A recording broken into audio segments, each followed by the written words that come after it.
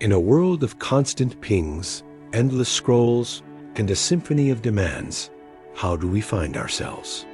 Our minds, once quiet gardens, have become crowded marketplaces overflowing with information, opinions, and fears. The external world screams for our attention. Every notification a pull, every headline a push.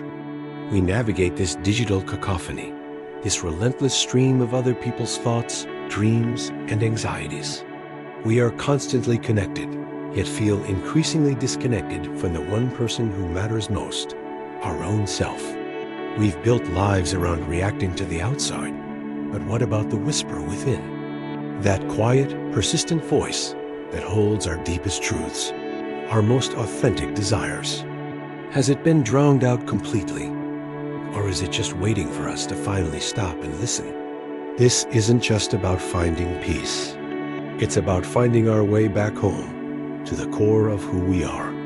We've mastered the art of filling every empty moment. Silence, once a refuge, now feels like a void to escape. The commute is for podcasts, the waiting room is for scrolling, the evening is for streaming. We've become uncomfortable with stillness, as if it's a space we must immediately occupy with noise and distraction. What frightens us so much about stopping?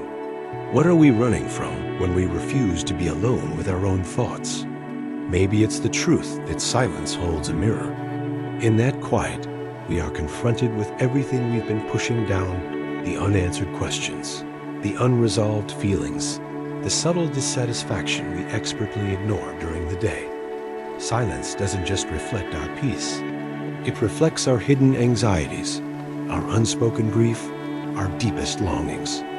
We fear that if we pause, the carefully constructed walls we've built will crumble, and we'll have to face what's inside. But maybe, just maybe, what's inside isn't a monster to be feared, but a guide waiting to be heard. But not every thought that surfaces in the quiet is your inner voice. Many are just echoes of others, the lingering expectations of family, the unspoken rules of society, or the restless, critical chatter of the ego. The ego shouts. It demands validation, it compares, it criticizes. It's loud, reactive, and often rooted in fear. Your true inner voice is different. It's a quiet knowing, a gentle pull, not a forceful shove. It's the feeling of rightness that settles in your bones, the clarity that arrives after the storm of overthinking has passed. It guides without demanding. It understands without judging. It doesn't need to be the loudest voice in the room. Its power lies in its unwavering, peaceful presence. Learning to recognize this quiet echo amidst all the other noise is the first and most crucial step toward genuine clarity. It's like learning to distinguish a single, pure musical note in a chaotic symphony. It takes practice, but once you hear it, you can never unhear it. So how do we tune in? How do we turn down the volume of the world to hear this subtle frequency? It's not about escaping to a monastery or achieving a state of total, absolute silence. That's an unrealistic expectation in our modern lives. Instead, it's about intentionally creating small, sacred spaces of stillness within your everyday routine, nurturing a calm place inside you that you can return to, no matter how loud the outside gets. This can be as simple as taking 3 deep, mindful breaths before you check your phone in the morning. It can be found in journaling, letting your thoughts flow onto the page without filter or judgment, giving your inner world a tangible form. It can be a quiet walk in nature, paying attention to the feeling of the wind or the sound of your footsteps, grounding yourself in the present moment.